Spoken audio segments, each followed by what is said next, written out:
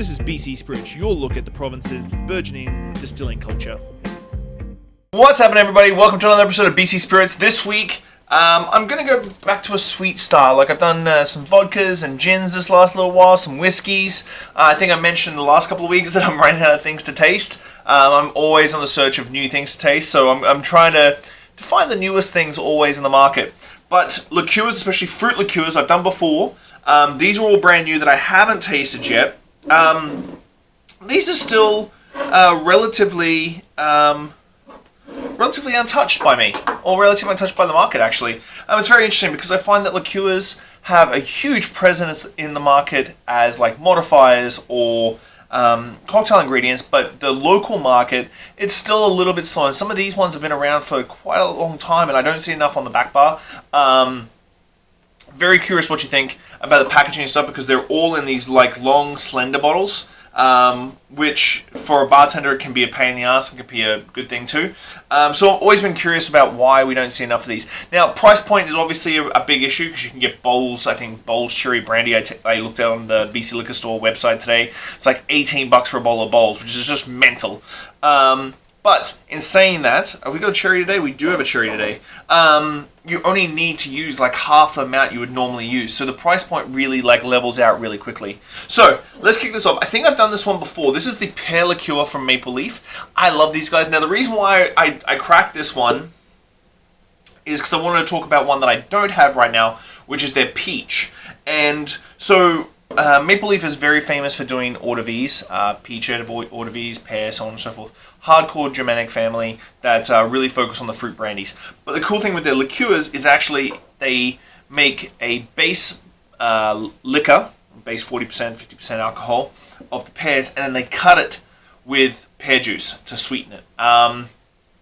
Which is just crazy. So you get this double pear, so like a distilled pear as well as a straight up flavored pear, which really works well, I think, for liqueurs. Their peach that I tasted at the Fraser Valley Distillers Festival a couple of weeks ago was outstanding. There's a secret ingredient I can't tell you about, but I'm hoping to get my hands on a bottle of that in the next little while to do a tasting, because their peach liqueur is money. Let's get into their pear. Like I said, straight on the nose, you can get that pear eau de vie straight away, with the hints of like stewed pear underneath.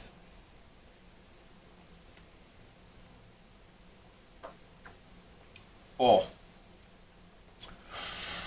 this is like French toast, sort of pour over your French toast sort of in the morning. Well, maybe not in the morning, but you'd mix it with your maple syrup or something like that. That would be really tasty. It's just pear on pear on pear. So you get the beautiful backbone of pear eau de vie, and then it flows through to the pear liqueur and the sweetness of the pear liqueur. Next up is four that I haven't tried. Now, we all start getting into regular flavors, like your raspberries and your cranberries, although cranberry is not very popular. Cherry liqueur from Okanagan Spirits. I got 3 from Okanagan Spirits today. Just mainly because I was going through my collection. I was like, I haven't tried these, so I probably should. So the cherry liqueur. They also make a maraschino, which is delightful.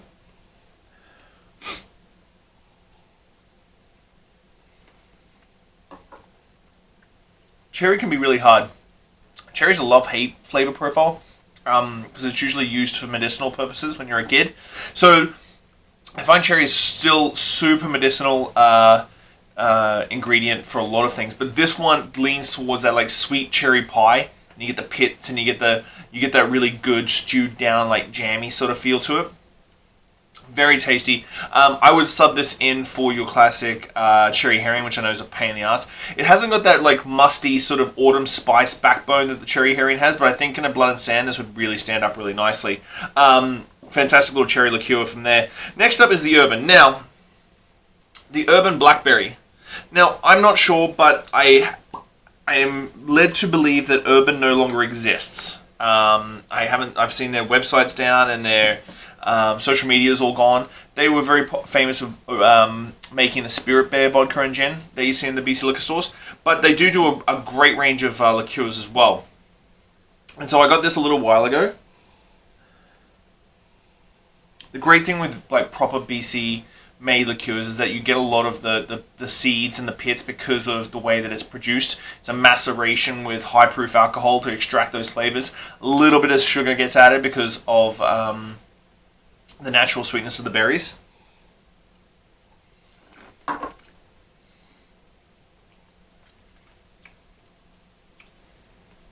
Yeah, you get this sort of like really nice sweet fruit.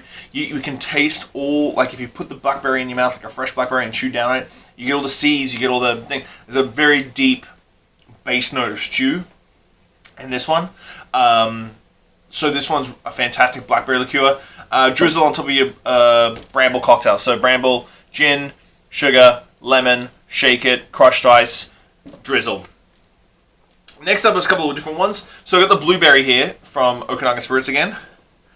Now blueberry is an interesting one for me because there's not a lot of color to blueberry. So when you get this blueberry color, it's coming all from the tannins in the skin. Yeah, it's nice, and yeah, you can see that beautiful color. And I've always found blueberry doesn't have a huge amount of flavor per se. If you know what I mean, it's like dragon fruit. When you chew it and bite into dragon fruit or star fruit or something like that, you get a little bit of flavor. But then when you stew it into alcohol, it's very hard to like extract that same flavor. Like a dragon fruit liqueur would be very difficult.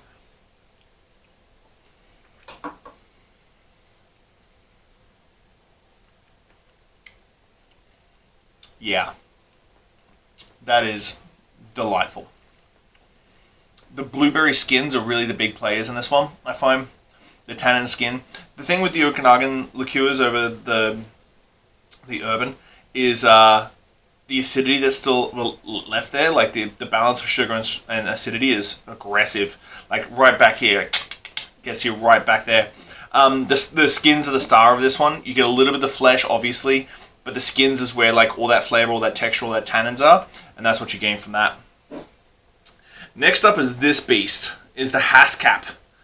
The Haskap Berry is sort of a cross between a blueberry and a blackberry, I believe. You can comment and tell me otherwise. The Haskap Liqueur is what I like to call the creme de cassis. This is the cassis killer, because you just look at this. I'm going to spin it really nicely, and then look at that. Look at that color. It just sticks to the glass.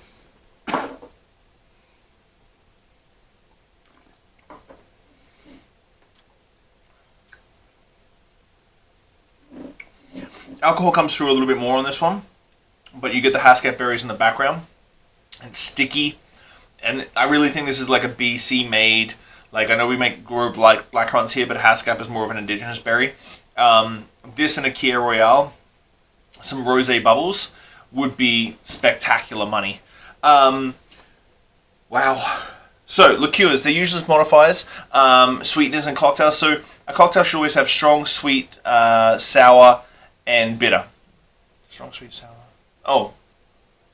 Strong, weak, sweet, sour. So the sweet element can be sugar. It can be a flavored sugar syrup, but it can be liqueurs like this. And if you get a bottle of the Haskap, you're only going to use like half an ounce in a Kia Royale. Very much like you get the creme de cassis from One Society. Same sort of deal. All these ones, I really want to try a blood and sand with the cherry liqueur. I think it's going to come out really good. It's nice and bright. Doesn't have that stewed, like overly done cherry. I think that's a fantastic one. Obviously, the guys from Maple Leaf do fantastic products. Their eau de vies and liqueurs are second to none. I've got to get a bottle of their maple liqueur and try that against the birch from Arbutus. So, go out next time you're making cocktails. Try and find something that's a sub. These are relatively easy to get. We're getting there a little bit more here on the island, but on the mainland you should be able to grab a bottle of these and sub in sort of like a rough sub in for a classic cocktail. So your blackberry for your creme de mure, blackberry for your brambles, so on and so forth. So guys, there's 5 quick liqueurs that you got to go out and try. If you like berries, if you like bubbles, if you like all these things, these will go with bubbles completely across the board. Go out and enjoy them. Support your local distillery. Thank you very much for watching. I'll see you next week, guys. Bye.